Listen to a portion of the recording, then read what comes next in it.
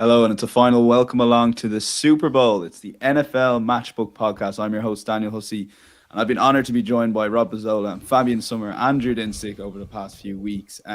Drew, I'm going to hand over straight to you. For those listening on the podcast, Drew, and if people know this if they follow you on Twitter, you're a lover of all sports, but the Waste Management Phoenix Open in the golf. Tell us more. Great field. Yeah, it was a planned. Conditions were tough this morning. The wind is up a lot higher. They had to delay the start because there was some frost. Even though this is very much short sleeve weather here, yeah, the field is unbelievable. 23 of the top 24 golfers in the world. Will Zalatoris, the only guy that opted not to come. Got to see Rory already. I'm pulling for Rory in this tournament. He had a little bit of a rough start, but he's coming back. Just got a birdie here on the 17th, and yeah, this is a great tournament. Highly recommend for anyone who's looking for just like a bachelor party experience. Like, there's a very, very fun vibe here. Yeah, that 16th hole is iconic. My tip would have been Shane Larry. I had a quick Google of the leaderboard there. He's 1 over through 8, so maybe hold fire on those bets. I was hoping for the new caddy bounce, Drew, but that is the end of our golf conversation. Suma, talk us through. I want to know your match day for Super Bowl because it's an extra hour, so it's probably kicking off around 12:30. Is it 12:30? 12:30, yes, exactly. I will have a watch party with some of my friends. It will start originally at around noon, but I will join a little bit later. We are going to have like different dishes like burgers, hot dogs, corn dogs, lots of stuff right there, trying to be a little bit American and maybe playing some PlayStation before the game, like FIFA, Madden, whatever, and yeah, then rooting for a great game. Yeah, that sounds the plan to me. Rob, talk us through I presume you'll be doing a bit of work because you mentioned to me last week or 2 weeks ago that Championship Sunday is your big party week. Yeah, so I did that with my friends a few weeks back. Was great. Don't remember much of it. It was one of those days. But Super Bowl Sunday, typically me and my group of friends spend about 10 days figuring out who's going to be the one to host. And everybody's just arguing. No, you do it here. You do it there. You do it there. We're bringing food. We're ordering food. I end up being the guy that's hosting this year. So I got to get it all together now. Cleaning service coming to my place on Saturday because it's a disaster. Just another headache, Dan. It's basically like, I would have loved to go somewhere else, ruin someone else's house, treat it like they're going to treat mine. But no, I'm the guy hosting this year. But I'm going to have a blast. Like, I love the Super Bowl. It's just a great time. Have some drinks, good food, hopefully enjoy a good game. I got my hair cut just like Suma did as well, looks like. Right. Just all ready to go. Drew's keeping it nice and long, which is all year round job. Fair play, Drew. Before look for the Super Bowl Matchbook, do have a £50 free bet. Anyone listening on the podcast that has had throughout, and you want to send the lads a message, the final farewell this season, either feedback for the podcast or any sort of thoughts, your best bet, comment anything on the YouTube video from Thursday night onwards. Let us know any feedback. As I mentioned, £50 free bet, and that's for new or existing Matchbook customers, as I know a lot of the existing guys listen to the podcast as well. So as Drew claps said, hopefully Rory making another birdie there behind him. Suma, we'll go to you. We're going to do a quick little season takeaway. It's been a great year, to be honest with you, particularly around the playoffs time. Suma, for you, it's the year of defense and bad quarterback play. Yes, I think that defenses took a step up this year, especially when you consider that defenses got more conservative. We have the revolution of the, let's call it, too high defense, where defenses have played more cover 2, cover 4, cover 6. Defenses overall were less aggressive when it comes to blitzing. And what defenses did specifically was that they tried a lot more to create havoc around the line of scrimmage, like sending simulated pressures instead of blitzes, all these creepers, etc., stunts, twists, all that stuff, trying to confuse the quarterback while not having to send an extra body. Really made it tougher on opposing quarterbacks because they had to hold the ball a little bit more. And then the offensive lines were oftentimes overmatched with all these funky stuff happening at the line of scrimmage, and people were able to get more to the quarterback. So we saw it, for instance, like Evero, the former Broncos DC, who is now on the Panthers, did a great job. He didn't have the greatest personnel because the Broncos were injured a lot this year, but he did some really, really clever stuff at the line of scrimmage, always trying to confuse the quarterback, trying to blitz at the right time, and that really kept some quarterbacks' heads spinning. And also we had some really bad quarterback play. Like going into the season, I think no one in this on this podcast would have assumed that Matt Ryan and Russell Wilson would have the season that they had. Like just in general, quarterbacks who I had higher were significantly underperforming, and also the league-wide passing efficiency went down a little bit. Offenses had a rougher time running the ball inside the 10-yard line. And so, in general, I would say it was some kind of a year of the defense, and also a year of maybe not bad quarterback play, but worse quarterback than what we're used to know over the past couple of years. Yeah, Drew, over to you. And you touched on it in your takeaways here about that cover two defense and some quarterbacks having the answers, but some didn't have the answers, as Suma touched on there. Yeah, I don't know that I can add much. I think Suma broke that down very well. That was the arc of the season. And realistically, it opened, it was a have and have nots from a quarterback standpoint, league prior to kind of the advent of the cover two, the too high being the dominant defense that was played. And some guys have solved it and some guys haven't. Guys like Russell Wilson, it looks like he doesn't have the answers for it. Other guys like Geno Smith, like it tends to tack into his strengths. And so you've had some cool and interesting success stories like Geno Smith and Daniel Jones and some others. But overall, I was surprised that the offensive geniuses didn't come in with more, kind of solutions for the cover two this year, which was, is going to be kind of the test that they have if they're going to, find ways around it for next season. I thought overall the new GMs and coaches that were hired this year were really good. I think you hit it out of the park pretty much in New York with your GM and coach, and similarly love the job that Questy's doing in Minnesota. And I think realistically excited to see what they're doing in Carolina now. I think they've made a lot of really good decisions. So overall, just, last year's hires look like the right guys got hired. And this year so far, I think we're on a trending in the right direction to make the league, more entertaining and competitive.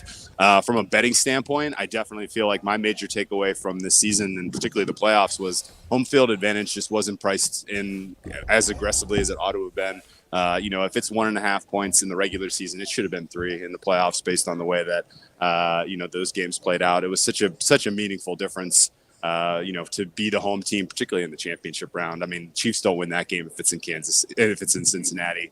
And obviously the Eagles were going to win regardless, thanks to the injuries, but it certainly helped having that game in Philly instead of San Francisco. So, going to keep an eye on that and keep that front of mind as we get into the playoffs next year.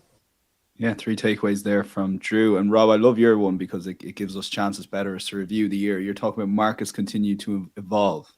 For sure. I guess adapt or die is what a lot of people like to say. But every year, the NFL market is somewhat different. A couple of years ago, we experienced the COVID market where there was just all this changing news happening over the course of a week. Now, let's look at an NFL Sunday nowadays. You barely ever see a huge movement in the NFL market on a Sunday morning anymore. 3 or 4 years ago, you'd see a ton of movement on Sundays. So that's indicating to me people are getting down their bets earlier on in the week. And you kind of have to evolve your process at some point, beat other people to market, find more creative ways to make bets. Maybe take a look at props markets now later on in the week rather than earlier on in the week. So there's a lot of different things. But for me, it's just another lesson in that you can't expect each season to be the exact same in the NFL. You notice very early on in the year, the way the market is working, a couple weeks into the season, usually, and you kind of have to hone in on what your process is going to be for that year.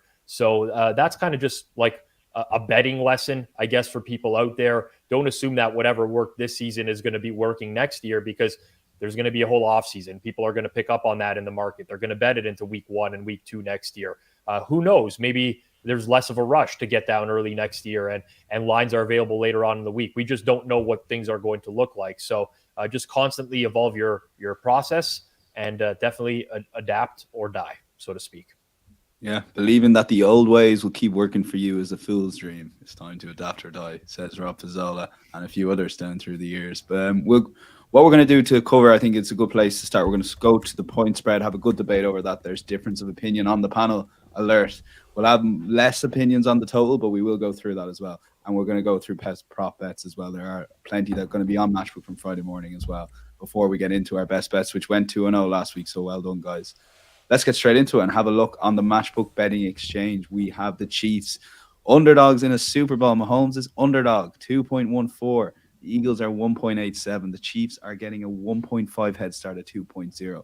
And even in that market, Eagles slightly favored at 1.96 minus 1.5. The total seems high enough or seems very low enough, depending who you talk to, 50.5.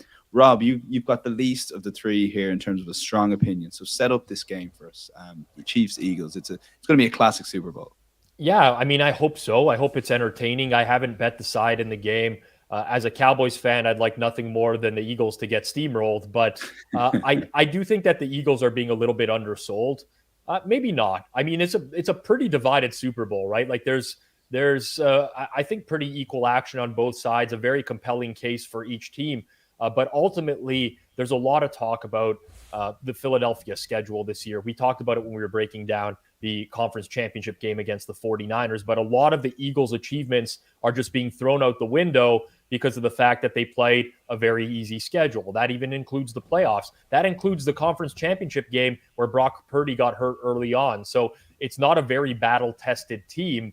They haven't trailed for a lot of this season. And in the times that we have seen them trailing, like when they lost to the Commanders on Monday Night Football, they look poor coming from behind. So there's definitely a concern there. But when I break down the positional groups of each team, I struggle to find a positional group other than the quarterback position where I would rather have the Chiefs players than the Eagles players. And I think the Eagles are just so well built top to bottom because Jalen Hurts is on that rookie deal. They've been able to round out that roster with not only great players, but depth at each position as well. And then you add in a head coach like Nick Sirianni, who's been, really affecting them in a positive way throughout the games this year in terms of his in-game decision-making, going forward on fourth down from his own 33-yard line against the 49ers or whatever yard line that was. I do think that the Eagles deserve to be here, and I believe that they deserve to be favored in this game. Obviously, you have the Patrick Mahomes element. In my opinion, Patrick Mahomes is the greatest quarterback that I've ever seen play in the NFL, the greatest quarterback in the history of the NFL. Forget about the longevity of Tom Brady. I'm just talking about a player who's playing at a level that we've never seen before. And it's always scary to bet against that. But to me, the Eagles do have the personnel of what it takes to slow down the Chiefs, both on the offensive and defensive side of the ball. So I'm very interested in this because you have, and by the way, this is not to dismiss Kansas City as a team either. Like Kansas City has very good players. This is the best defense they've had in a long time. They have a good offensive line. It's not like I'm saying, it's just the Eagles are going to cream them in every area of the game. But I think the Eagles are marginally better pretty much in every positional group than the Chiefs. So that's what makes it very interesting for me. I make the Eagles right around the price where it is right now, 1.5 point favorite in the game. There's nothing that I could advocate for in terms of a bet on the game. But subjectively, I do feel like the Eagles are going to win the Super Bowl. Okay, slight lean towards the Eagles. Suma, you're in agreement. Would you have concerns, perhaps with the issues raised with Rob, that our Eagles that come from behind team, if the Chiefs get off to a fast start, then the game could be over. The Eagles just don't have it in them, Jalen Hurts, maybe to go outside the playbook for a big play. I think it's a valid point to think about different game states and game scenarios. I think that if you told me that the Chiefs are going to lead like 17-7 in the second quarter, I still think that the Eagles have enough quality to orchestrate a comeback. But I'm also a little bit concerned about Jalen Hurts when he's put in these obvious passing situations. Not because I think Jalen Hurts is a below average quarterback or whatever, but I think that on the other side there's a veteran defensive coordinator who likes to bring the heat, who likes to be very aggressive. And Jalen Hurts has struggled a little bit against blitzes, zone blitzes, and cover 3 in general, which also brings me to the way that the Chiefs defense might approach the Philadelphia Eagles. The Eagles did not do very well against single high looks this year because that way defenses were able to stack the box, and when defenses played cover 3, Jalen Hurts was also not very or not highly successful. We are still talking about a 14-1 team with Jalen Hurts as the starter. They were not highly successful against cover 3, but the Chiefs defense on the other side ranks, I think, second when it comes to too high defense. So they play usually with 2 safeties back deep, light boxes, zone coverage, not too much man coverage, and this is usually the exact type of defense that would be getting completely cooked by the Eagles offense. Like, I think if the Chiefs come out with the same defensive approach that they have come out all season long, like cover 2, zone defense, light boxes, I think they will get cooked. So I think that Spagnuolo should dial up some stuff differently, like more single high, more cover 3, more blitzing, maybe already calling some blitzes on the 2nd and 8s and stuff like that. That would be my best guess as to how the Chiefs would approach that game. And then pivoting back, if the Eagles are behind and Jalen Hurts will be forced to air it out, and Spags is able to call all these blitzes in obvious passing situations, for sure, I would have some concerns about the Eagles' passing game. That's for sure. But I also think that the Eagles are going to have such a phenomenal matchup in the trenches that they should be able to move the ball on that Chiefs defense, which makes it not a very high probability, in my opinion, of the Chiefs pulling away because the Eagles cannot or are not able to score. I think it would really take the Chiefs to come out with a very unique defensive approach and forcing some turnovers to cool down this Eagles offense, because otherwise the Eagles should basically roll all over them. I mean, it's the best offensive line in the league. It's a quarterback who adds tremendous value when it comes to running the football, because Jalen Hurts decides whether the ball gets handed off, whether he's going to throw the ball on an RPO, or whether he pulls the ball and runs himself. And that adds a tremendous value to the run game, and that's also the reason why the Eagles are the number 1 rushing offense in the league at plus 0.1 EPA per rush. The Chiefs defense, they have been kind of average against the run all season long, but they have also faced the easiest schedule of opposing rush offenses. And outside of Chris Jones, I don't really see a lot of great matchups along the Chiefs front 7, which would make it very hard on the Eagles when it comes to pass blocking and also run blocking. So I think if the Eagles come out with their usual offense, and if Jalen Hurts has gotten a little bit more healthy when it comes to his shoulder after 2 weeks, I think that the Eagles should be able to do enough damage on offense. But yes, I agree that if there's going to be a big gap on the scoreboard and Jalen Hurts will be forced to air it out, I think there are some valid concerns. Okay, yeah, Drew, to bring you in on this one, Suma kind of mentions that if the Chiefs stick to the defense that they've had throughout the year, that they're going to struggle against the Eagles. Firstly, do you think that's true? And secondly, do you think they'll go with that same defense, or will they try and mix it up given they've had a 2-week prep ahead of the Super Bowl?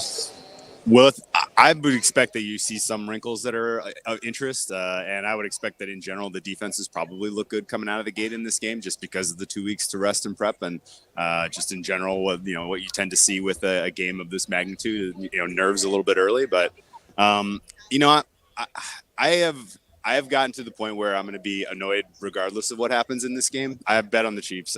My fare on the Chiefs is -2.5. I think they are the better team, largely because of the disparity at quarterback, which I give meaningful edge to the Chiefs. I wouldn't have a 2.5 point edge on a neutral if it was like a random game in the middle of the season. But this is the Super Bowl, and the disparity between experience between coach and quarterback on these two sides is enormous. The 4th Super Bowl now for Andy Reid, 3rd for Patrick Mahomes, and the chances that if one of these two players at quarterback comes in a little bit tight, I would say 95-5 that the tight player is going to be Jalen Hurts in this spot, and so that I think does somewhat limit the likelihood that the Eagles are just smooth and completely the same offense that you've seen running all season that's been so incredibly impressive.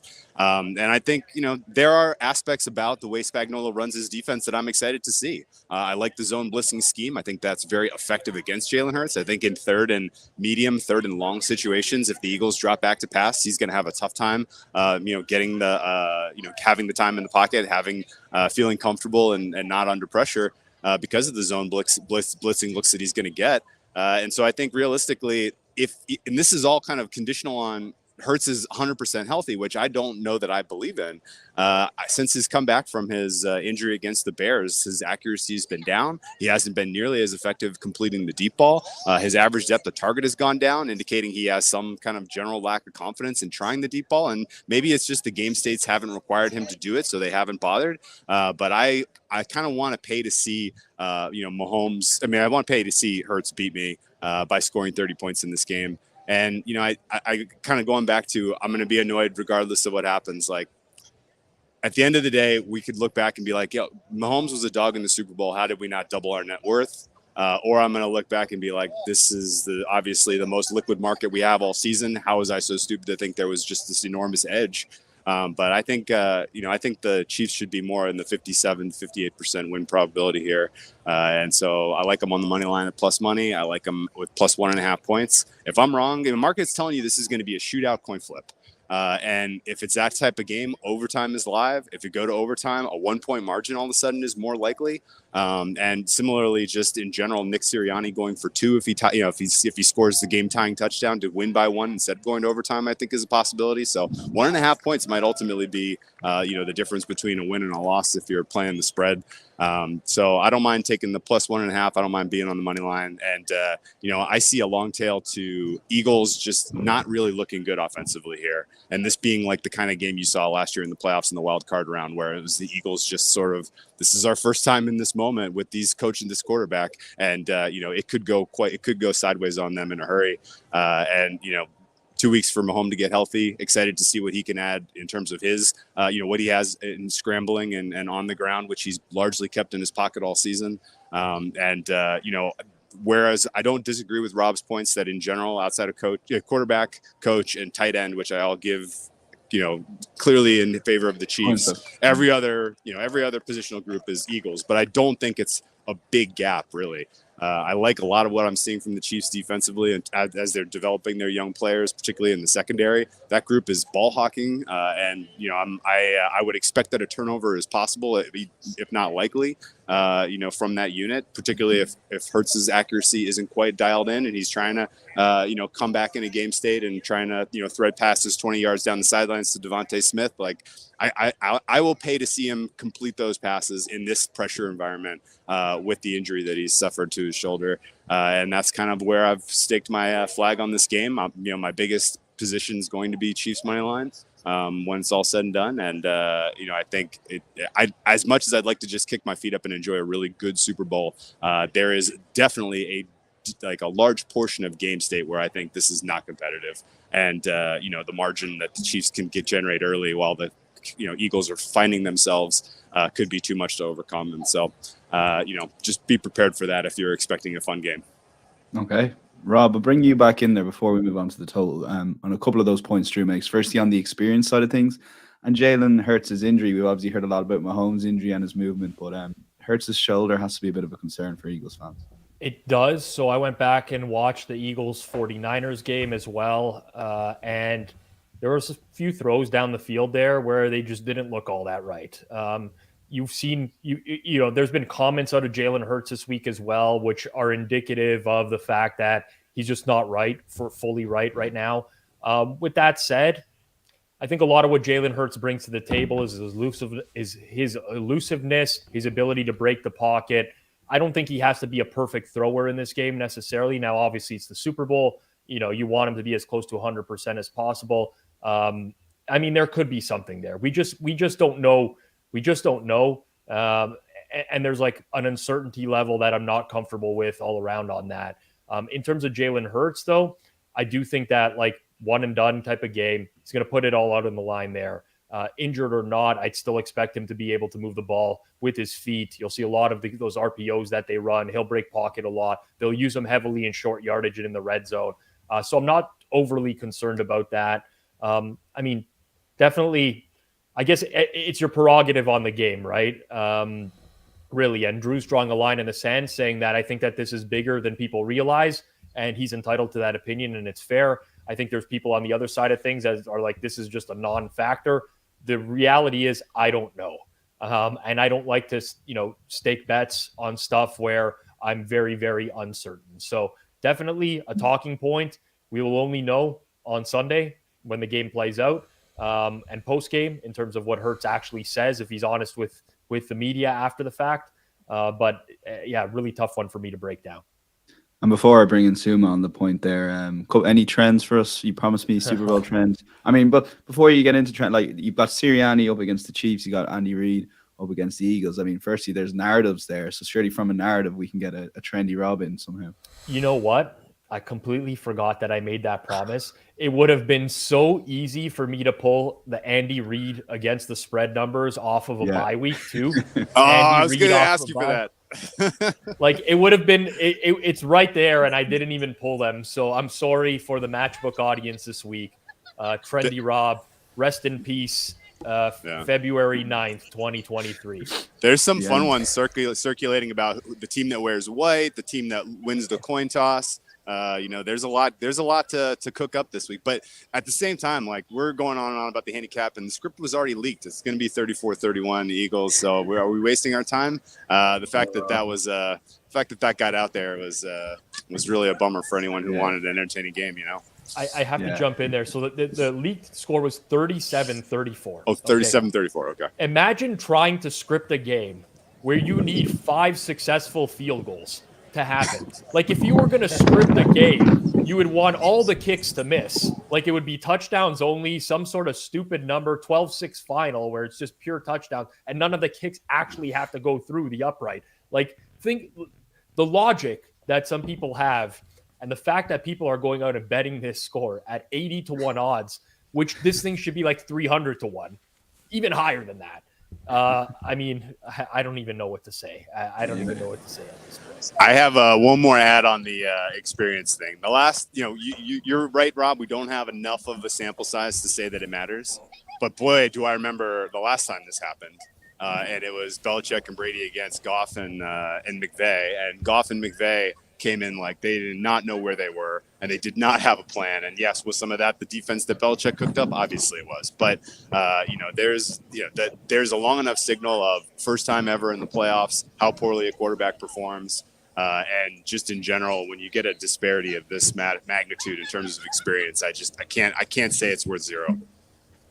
We got a comment from Randy saying 2 of the 5 most bet Super Bowl props this week are coin toss and that exact score: Eagles 34, Chiefs. Eagles 37, Chiefs 34. I mean, I don't have much faith in humanity if that is a true stat. Suma, talk to me about the experience. Are you factoring that in at all in your pricing, or are you a little bit worried about that the experience that Drew touched on there? I mean, sure, the experience advantage is on the Chiefs side. Andy Reid has been coaching as a head coach, I think, for 24 years, 4 or 5 Super Bowls. Patrick Mahomes in his 3rd Super Bowl in his 5th season as a starter. I mean, no doubt that the experience is on the Chiefs. Nick Sirianni, second season as a head coach. I will say, though, when it comes to in-game decision making, I will take the Eagles all day long against Andy Reid. Like, I can already see the classic Andy Reid punt on 4th and 3 from the opposing 43-yard line, where Nick Sirianni is just playing like instead of playing for third and manageable like many coaches want to do. Nick Sirianni is always playing for 4th and short, and I think that might be the key difference in this game, especially when it comes to getting the most out of your possessions when you're playing against Patrick Mahomes. I think having a coach on the other side, like Nick Sirianni, who is going every time on 4th and inches, 4th and 1, and really playing for the 4th and short in the opposing half, can really make a difference in this game, in my opinion. Okay, yes, a couple in the comments agreeing with you there, just with the coaching advantage, despite the experience perhaps being with the Eagles. Let's move on to total, and let's debate the total here. The total currently stands at 50.5. You've been lean towards the under, Rob. Talk to us a little bit about that. Almost had myself on mute there. That's a close one. Would have been the first time this year. Yeah, I listen. There are some nerves associated with the Super Bowl. Over time, you tend to see these games come out to a slower start. You've had 2 weeks to prepare. I typically think that favors the defenses more than the offenses. There's a little bit of analysis I've done on that in the past before. But ultimately, I think that both teams will lean more heavily on the running games than maybe that they have in the past. Obviously, Drew mentions the concern around Jalen Hurts' shoulder. If that's truly the case, I think that they will run the ball a little bit more heavily and make sure that Hurts gets into the second half here as healthy as he possibly can. Clock ticking. I do think Kansas City, I mean, if you're going to look to attack the Philadelphia Eagles defense, it's probably not going to be with your wide receivers against their corners. You might single out someone over the middle of the field. So heavy dose of Travis Kelce over the middle of the field. Your running backs in the passing game and your running backs in the running game as well. So I'm just looking at the way I see that this game will typically flow. In my opinion, 51, 50 and a half, depending on where it is in the market right now. Slightly high. Do I want to get involved on the under? No. But again, just based off of, a subjective analysis of how I think that this game will likely play out, I think they'll be a little bit more conservative in nature than people realize overall, with teams just willing to take what the other defense gives them. Ultimately, that lends itself to an under. I don't see this being a Super Bowl where we're going to see a ton of explosive plays. Okay. Yeah, Drew, on that kind of under, and I know you lean under here. Is this a scenario you see where they're cagey at the start, the 2 week build up to a Super Bowl defenses are fresh? Maybe there's an in-play here, perhaps? Yeah, I mean, if you're sure that this is going to be a shootout, I say wait until 6 minutes are gone in the first quarter and get a live over, 47.5 and 48. It's going to come down if there's 6 minutes of scoreless ball. So that would be my general advice to anyone looking to play the total. I make a distribution of expected scores centered exactly on 51. So I think 51, 50.5 is there's no great edge in terms of what the main total is. But I do have a relatively long tail to the under in the game states where Philadelphia is just not competing offensively, and or Cincinnati, either team realistically could get into a mode where they can completely wipe out the clock in the second half, not really give their opponent an opportunity to come back. And so I think realistically, alternate unders for team totals for certainly I've already bet the Eagles under 20.5. I got 2-1 on that. I like attacking the alt totals better than I would say a kid trying to go after 51 or 50.5. And I think, I'm going to be watching in game for specifically for opportunities to come back on and over, especially if it is a low scoring first half. I think,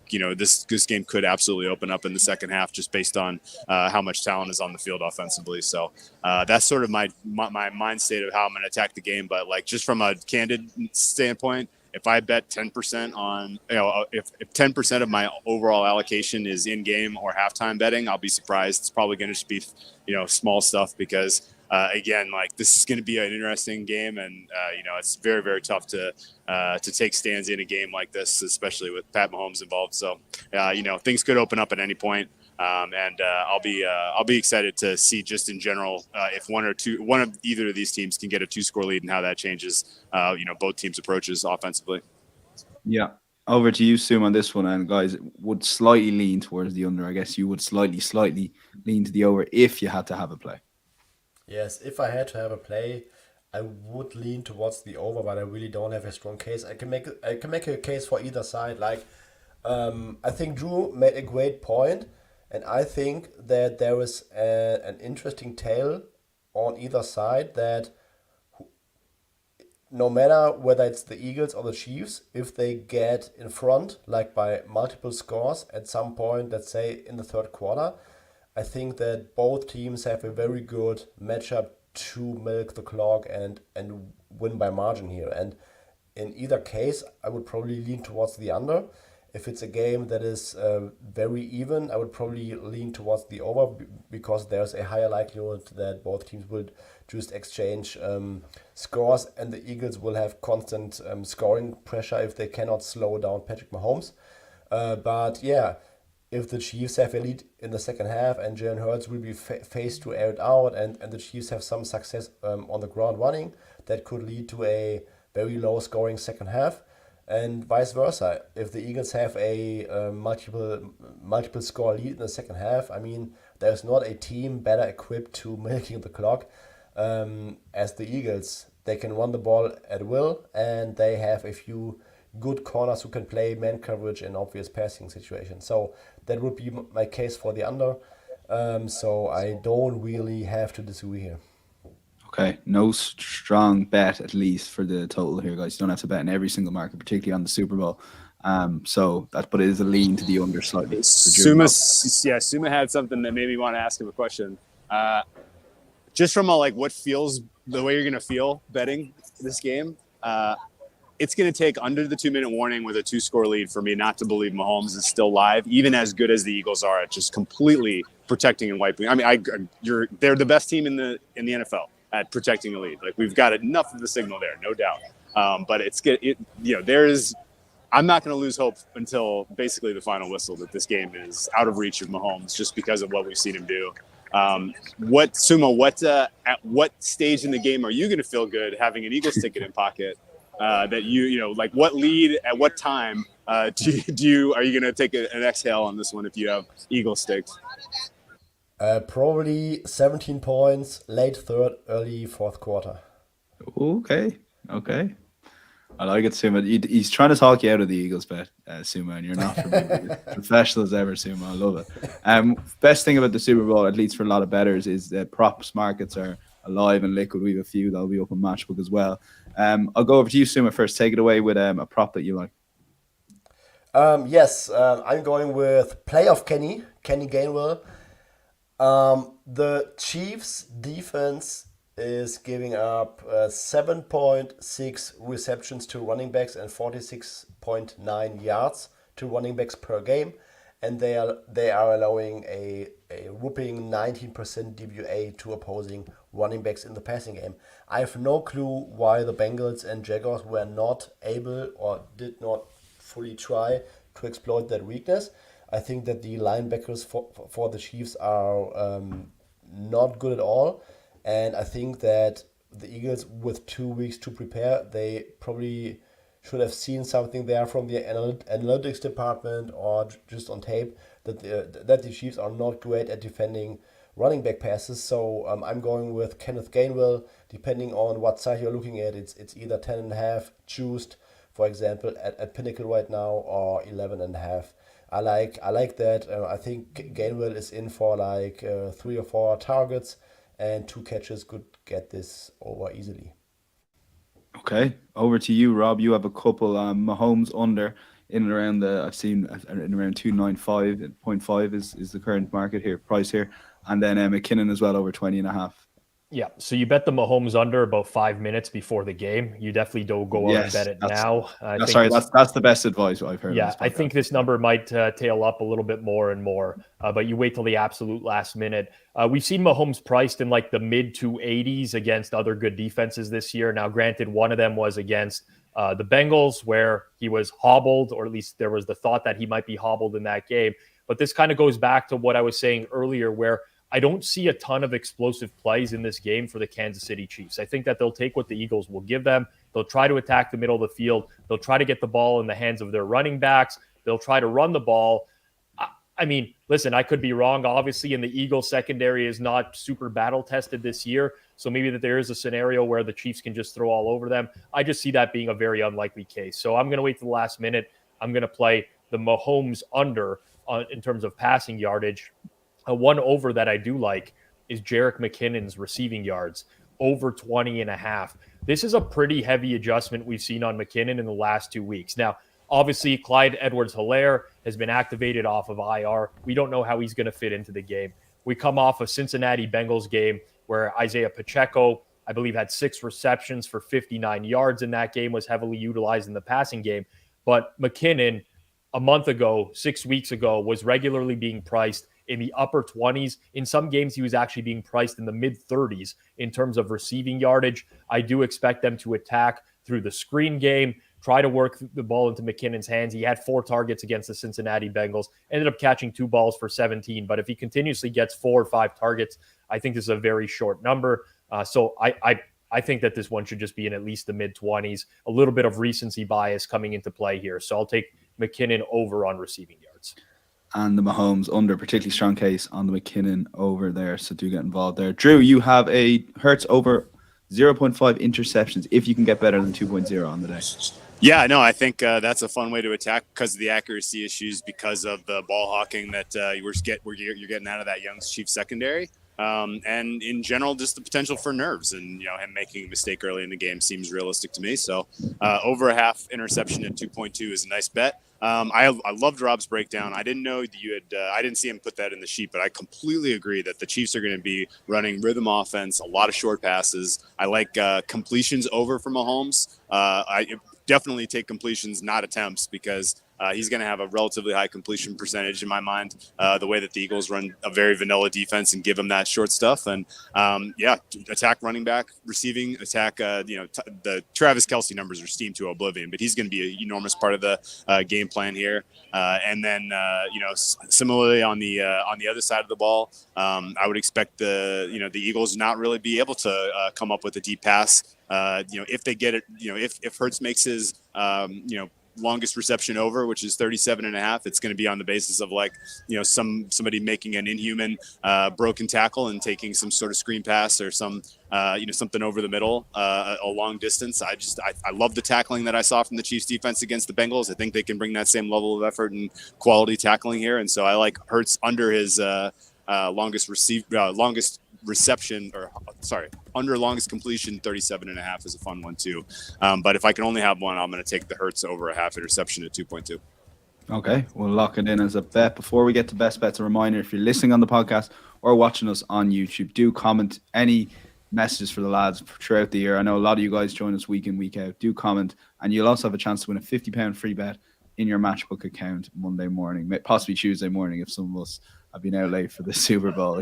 These bets don't get credited by accident. So we'll move on to Super Bowl best bet. So we've got a side versus a side here. Suma, Drew, who wants to go first with their best bet? Make producer Ryan's job as hard as possible here. I don't mind going first. Yeah, if I'm right, if the Chiefs win, I'm going to be mad I didn't bet more. So I'm in a true pickle here. But yeah, last time in our lives we're going to get to bet Mahomes as a dog in the Super Bowl. Pure and simple. Yeah, we will be regretting all summer that we didn't back it. But Suma, you are backing the Eagles. I mean, saying to bet Patrick Mahomes as an underdog in the Super Bowl is a phenomenal case, and not the greatest case to be against, to be honest. But I just think that it's the Eagles' year. They are the better team from top to bottom.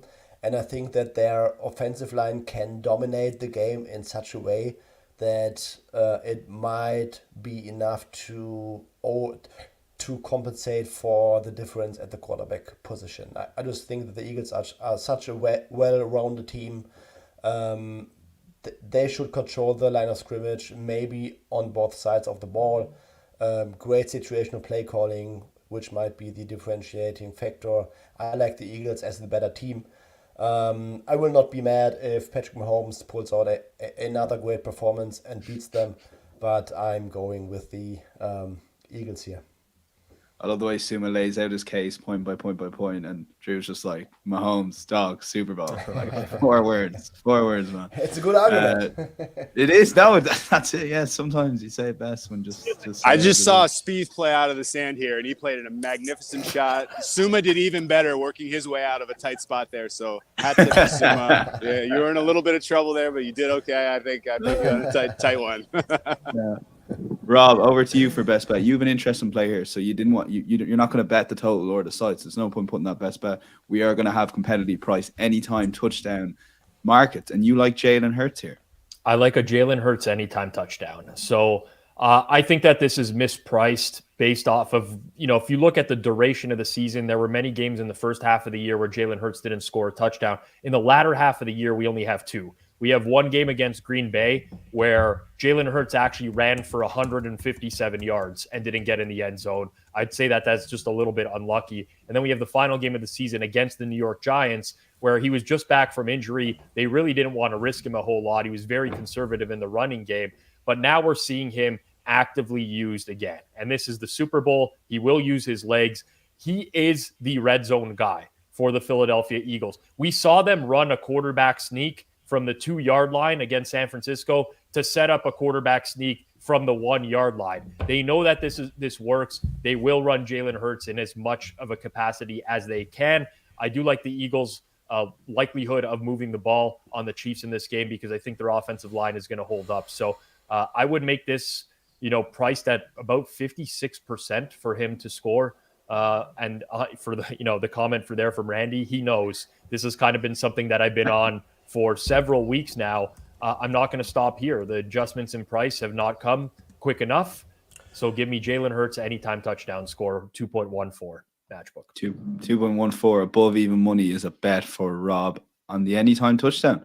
We're done, not just for this podcast, but for throughout the season. Thanks to everybody on the YouTube stream who watches us throughout the week and those listening to the podcast. We see those big numbers, those huge increase in numbers on the podcast download. So it's much appreciated from everywhere around the world. If you are watching in the UK and Ireland, do keep an eye on our prop markets, particularly around the hour or two. When the liquidity comes up, just being the nature of the exchange, we'll invariably be best price on the odds checker grid if you do fancy having a good bet on a single prop that one of the guys have selected. I didn't want to just leave myself with the outro here. So Drew, a quick little thank you to you firstly for being on the podcast throughout the year. Any final words for Rob and Suma?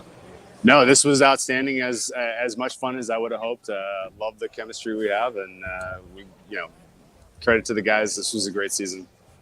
Suma? Yes, same. Always looking forward to this podcast each week. I also enjoy when we are not on the same page every week and we have some fun discussions going on. Really enjoyed it, and wishing you guys a phenomenal Super Bowl Sunday. Yeah. Over to you, Rob, for the final word. I'll say for the last episode of the year, it's fitting that we will have at least one guaranteed win on the show. We will not go 0-4 this week. It's impossible. So credit to Suma in Dusseldorf and Drew in Arizona this week. Scottsdale, I think you're. Where's the Waste Management big bite? Scottsdale? Yes, Scottsdale. Yeah, beautiful Scottsdale. Scottsdale. I mean, the weather this is just this is a great event. Would recommend it to anyone. And we almost pulled off something impressive, though. If I had taken Chiefs money line and Suma lays 1.5, there was a window where we don't guarantee a winner on the podcast, so it was close. But I'll take the 1.5 points in case Sirianni does something magical and scores a 2-point conversion to win the game by 1. I mean, the world would melt down. It would be super fun. I would love it. It would just be, and if that happened in overtime or at the end of the game, right under regulation, either one would just be so fun. So that'll be good. Eagles by 1 is Brad, so maybe he gets the final word there. Yeah, Eagles by 3, right? 37-34. We know. It's already out there, boys. The script has been released. I can't wait to see what info comes for next 3 days on that Gatorade color and everything else. But we won't get into that because we've enough done already. So my thanks on behalf of the Matchbook team to Rob, to Suma, to Drew, and to Sully, who presented at the start of the season as well. I know he's watching on too. We will chat to you guys next season. Until then, enjoy the Super Bowl, gamble responsibly, and we'll see you then. Bye-bye.